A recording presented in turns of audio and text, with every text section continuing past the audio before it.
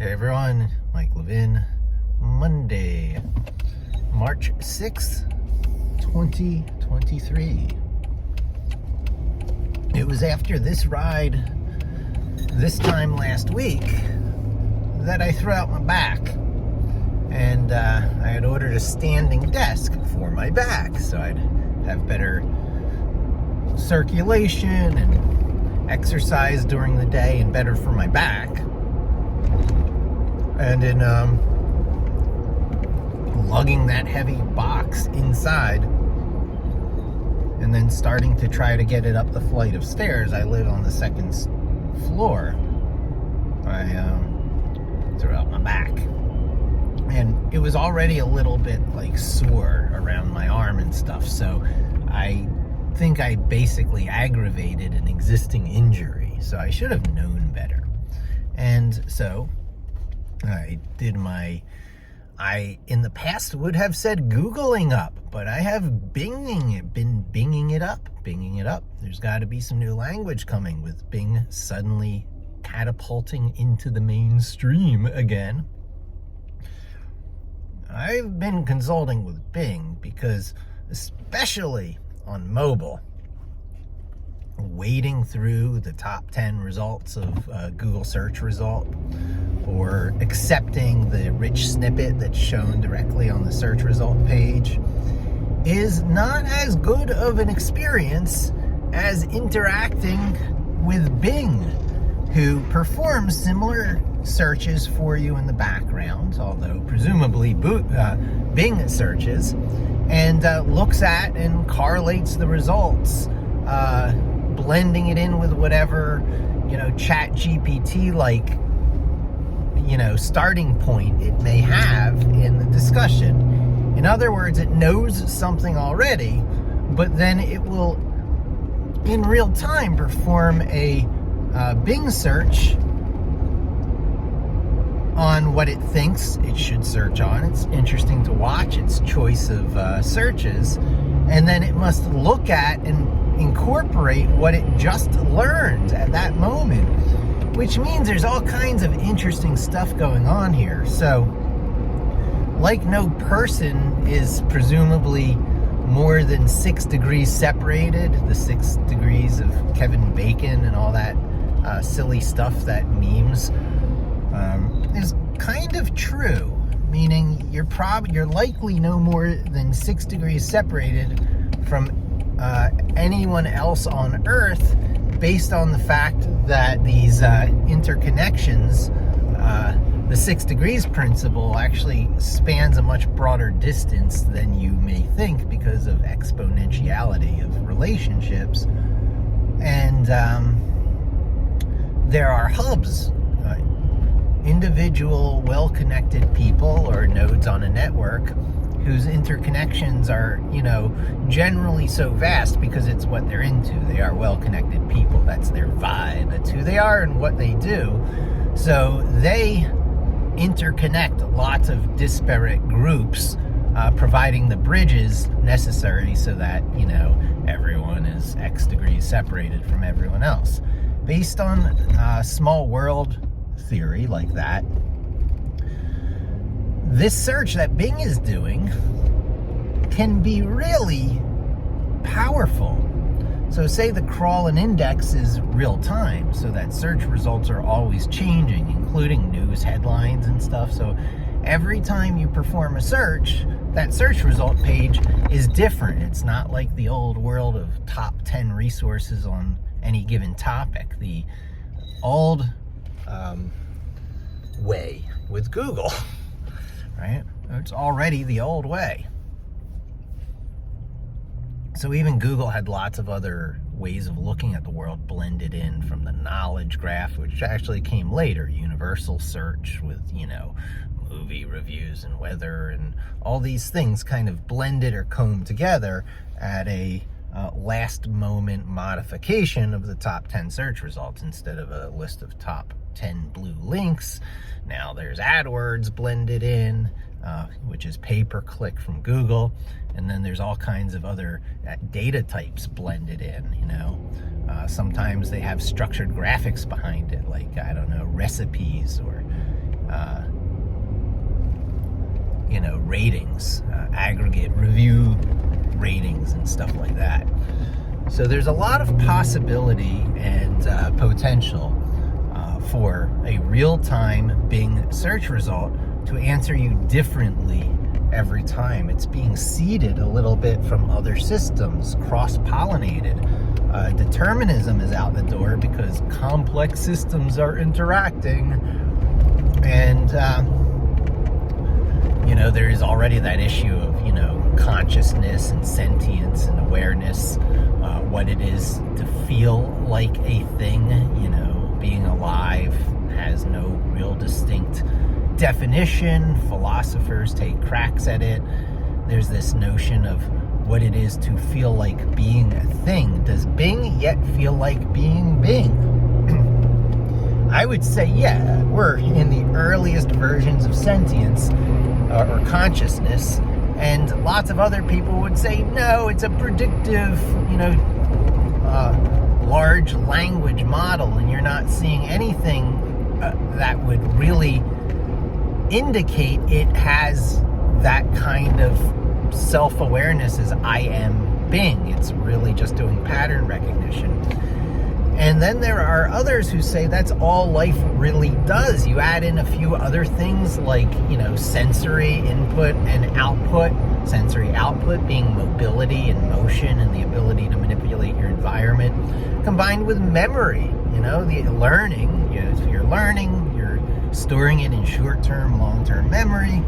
So there's a number of things that have to be true for a system like the brain to work.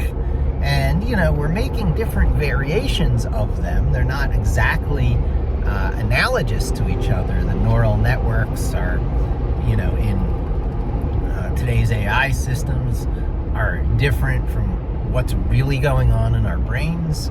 Those differences can be addressed through both hardware and software. Things can emulate each other, or the hardware can become more similar. Those are two paths to getting, machines in the images of ourselves, right? That's what we're talking about. The things that were regulated against in the sci-fi series Dune, right? Because Dune had the basic tenet in humanity, the basic principle or commandment, thou shalt not make machines in the image of human beings' minds, because that leads to some bad news, or at least in the their history that they were recovering from and trying to avoid again in the future, which leads to the fact that the Kwisatz Haderach is something that the Ben Gesserit felt like they were breeding to bring us to that new age,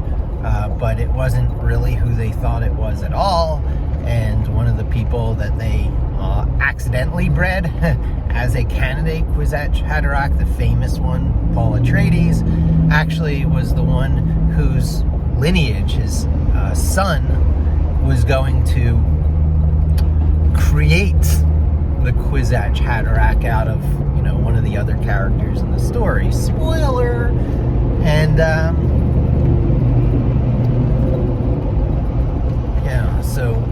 so what? So all the stuff that went into that Dune series, so prophetic, so many things being channeled there. And we are in the earliest days of AI. I was talking to one of my counterparts, Dr. Pete at Moz. I'm now an employee of Moz. Woo-hoo. This is me dropping my kid off at their other place on a Monday morning to get a longer weekend. So they'll be getting to know that. That's something that I do. But with these work from home situations, there's a little bit of flex time there for things like that.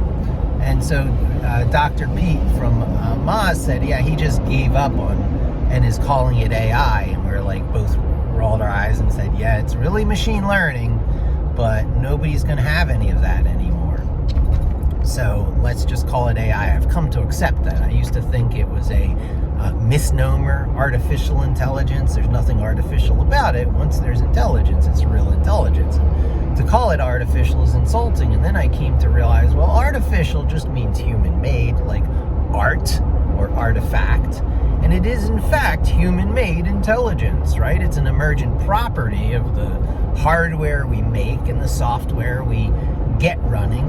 But then a lot of the rest of it is put together by itself, presumably in non-deterministic ways. No two AIs are going to be raised exactly the same anymore.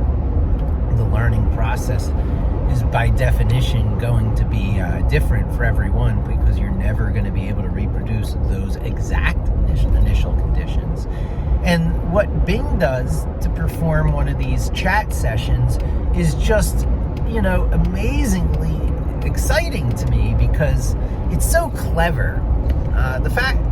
It's so clever, and the fact that it's coming from Microsoft, wow, that Microsoft was one of the bad guys for me growing up, right? I was an Amiga computer fan, and so, I didn't like Microsoft much, and I didn't like Apple much, and I've come around on both, right? Because any company that can survive and thrive that long is doing something right. And the trick is to find the love-worthy bits, and to become better at something over time. I'm a slow learner. So what I do is I embrace something that has an aspect to it that I love. It's typically art, really, honestly. And you do more of it, and you get better of it over time using the tools of the trade, depending on what art. It might be a paintbrush or pencils or whatever. But in the case of technology, it's always been quite difficult. There hasn't rarely been one unified technology you can rally around until recently, and the story is changing. And so the iron is very hot for this new story to be told, the one of, Nixes, Unix, Linux, rise to dominance and standardization and becoming the common plumbing of tech, and how we can express ourselves now upon such a platform in such a way where we can continually learn and get better at things forever forward in time for as long as we want to. And, it's such an intimidating prospect for so many people, and that's the next thing I'm really tackling here. That's what I'm trying to bring to Moz to sort of roll this out, because they don't need one more, eccentric, SEO person with some strange affectation to do their regurgitation of common wisdom. There's so much of that in the field. I can provide something truly different and unique in, something that's kind of like the casting of magic spells. I need to teach people how to cast magic spells better than the ways that they're learning how to easily, which is kind of like the candy of magic. They have the popcorn candy of magic, and I'm going to try and teach them how to do the protein and carbs of magic. Throw in some water-soluble fibers, and you got it all covered. That's Linux, Python, Vim, and Git. So, yeah, got some articles in process. Check out mikelev.in, mikelev.in. It's my name, is my domain, /blog. It's kind of a secret blog. This is where I'm doing my brainstorming. Check it out. Don't forget to subscribe, and see you again real soon.